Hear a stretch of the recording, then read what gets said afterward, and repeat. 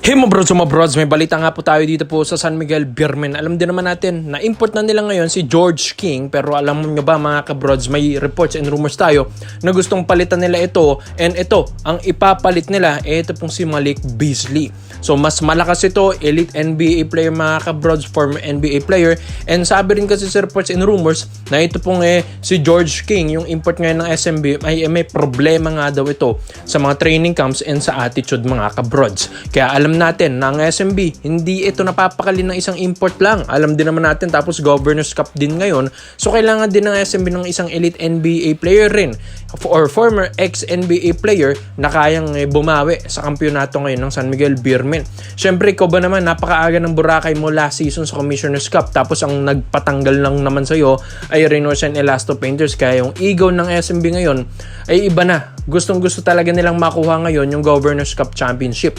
So alam din naman natin na kaya ito ni Malik Beasley. Ito mga abroad sa 6'4 and shooting guard ang laruan nito sa NBA. And 29 years old na rin. Talagang veterano na kung maglaro at matagal din nagserbisyo sa NBA mga kabrods. Biruin nyo, 9 years din itong nakatagal sa NBA. Ito pong si Malik Beasley. Kung nanonood kayo dati ng Denver Nuggets, ito talaga yung pinaka the best shooter ng Denver Nuggets noon. Kaya nga tumagal ito ng 4 years dyan sa Denver. Tapos ang huli niyang laro or stint sa NBA nung Detroit Pistons na nung 2024 to 2025 NBA season. So, 1 year ago lang naman, last year lang din naman ito galing NBA. So, fresh na fresh pa mga kabrods. Ito pong si Malik Beasley dahil as of now, naglalaro ito sa Puerto Rico dyan sa Cangrejeros de Santurce. So, ayon din sa reports and rumors na gustong bumalik ito ng NBA mga kabrods. So, ito, gusto nga kunin naman ng SMB ito. Alam din naman natin kung gaano rin kalakas ito pong si Malik Beasley, compare mo doon kay George King. Yun, may attitude pa yun. Etong si Malik Beasley, wala mga kabrods. Tapos NBA player pa, hindi lang basta NBA player. One of the best na naging role player ito ng Denver Nuggets noon. Kaya nga ito, yung gustong-gusto makuha ngayon ng SMB dahil sharp shooter pa. Hindi lang basta sharp shooter, pwedeng mong gawing gwardya ito dahil nagmamando rin naman dyan ito ngayon, hanggang ngayon sa Puerto Rico. Kaya grabe, minamani na lang niya yung EuroLeague mga kabrods. Ito pong si Malik Beasley dahil ikaw ba naman, one of the best or role player ka dyan sa NBA, tapos bigla ka na lang napunta ng Puerto Rico at maglaro ng pro doon. So syempre, ang pinaka goal pa rin ito ni Malik Beasley ay makabalik ulit ng NBA stage. Iba pa rin naman kapag nag-NBA ka. Kaya bago bumalik yan si Malik Beasley, gustong kontakin ng SMB ito at mabigyan man lang ng isang kampyonatong SMB bago ito bumalik ulit at maging NBA ready ulit.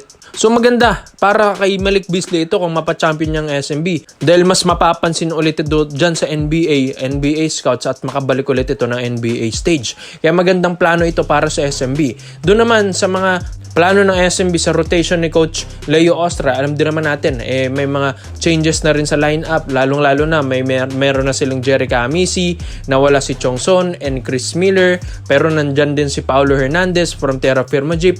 Ayon din sa reports and rumors, hindi na matutuloy yung Cedric Bearfield dyan sa SMB dahil kinonfirm na yun ni Boss Al Francis Chua. Tapos mga kabrods, ito, kapag madagdagan nila ng isang best NBA player, ito pong SMB, at alisin si George King at ipalit si Malik Beasley, mga kabrods, lista nyo na ito pong San Miguel Beermen sa semifinals round. Yes mga kabrods, dahil ibang-iba ito pong NBA player na ito. Talagang kapag uminit ito, lista mo na, and talagang matutulungan ng scoring ability ng San Miguel Beermen. Ang daming paperapan niya ni Malik Beasley at ito yung isa sa makay naabang-abang na NBA player or former NBA player na maglalaro dito sa PBA. Kaya ikaw, komento mo lang opinion mo dito mga brods. Malik Beasley to San Miguel Beermen. Dito naman po tayo sa kabilang balita naman natin mga kabrods sa Perrin Buford. Yes mga kabrods, ang 32 anyos at napaka veterano ng maglaro at 6'6" shooting guard mga kabrods ng Pelita Jaya ngayon dito sa Indonesia ay nababalita na gustong gawing reserbang import ito ni Justin Brownlee at Barangay Nabra San Miguel.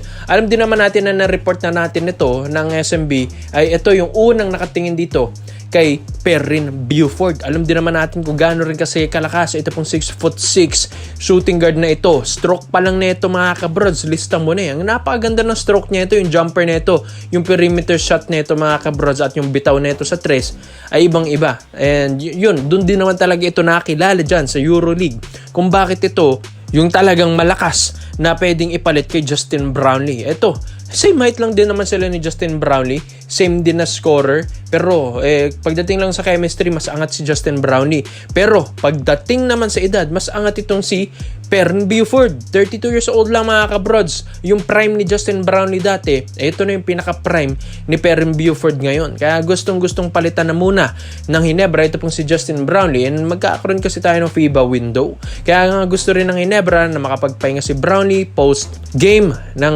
FIBA window or before FIBA window mga kabrods, ay nakakapagpahinga na yan si JB. Alam natin na gagawing reserva lang naman ito pong si Perrin Buford, pero mga kabrods, pwede naman itong ma-activate ng Hinebra. Yes, malay nyo, i-testing ito ng 2 to 3 games.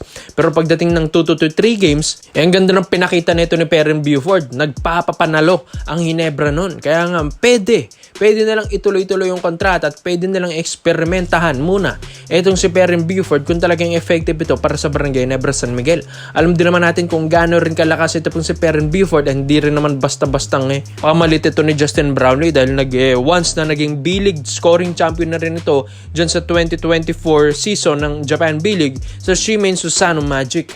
So talaga mga kabrods, talagang malagaling na scorer ito pong si Perrin Buford at subok na dyan sa Japan. And alam din naman natin na kayang-kaya na rin niyang ibigay ito at i-share ang kanyang talent dito sa Barangay Hinebra squad. Dahil alam natin na ito yung pinakamalapit na pwedeng ipalit nila kay Justin Brownlee, dahil parang Justin Brownlee lang din ang laruan. Syempre, ikaw ba naman kung ipapalit mo na lang kay JB yung isang mahina? Syempre hindi, 'di ba? At kung ipapalit mo man lang or papalitan mo man lang si Justin Brownlee, doon na sa mas malapit na laro ni JB. Ito kasi medyo hawig ang laruan ni Justin Brownlee and Perrin Buford, kaya hindi rin malilito. Ito po sila Coach Tim Cone kung paano gamitin ito pong si Perrin Buford, at maganda dito kasi medyo mas bata ito kay Justin Brownlee, kaya gustong-gusto ng Hinebra yung mga ganitong 32 years old na veterano na mga kabrods, tapos prime na prime pa, at pwedeng ipalit din kay Justin Brownlee dahil alam din naman natin na Barangay Hinebra San Miguel ay naghahanap na rin ng mga batang imports na pwedeng pumalit sa legacy ni Justin Brownlee. 38 years old na yan, kahit nakapag-champion yan last season sa Commissioner's Cup 2026 mga kabrods, mararamdaman din yan ng Hinebra in time na itong laruan ni Justin Brownlee ay medyo babagsak na. Kaya ito, maganda para sa programa ng Hinebra ay makahanap sila ng mga ibang imports na pwede nang ipalit kay Justin Brownlee. At ito, kailangan na nila mag-experiment mga kabrods. Wag lang puro Justin Brownlee, dahil wala namang forever dito sa PBA na mga players, di ba mga kabrods? Kaya ito, magandang ipalit nila Perrin Buford, one of the best import na siguro ito para palitan si Justin Brownlee ngayong Governors Cup 2026. Kaya komento mo lang ang opinion mo dito mga brods ha. Isa-isay natin yan. Salamat po sa panonood mga brods. This is Phil Basketball Trade-Ups lang. I'm out.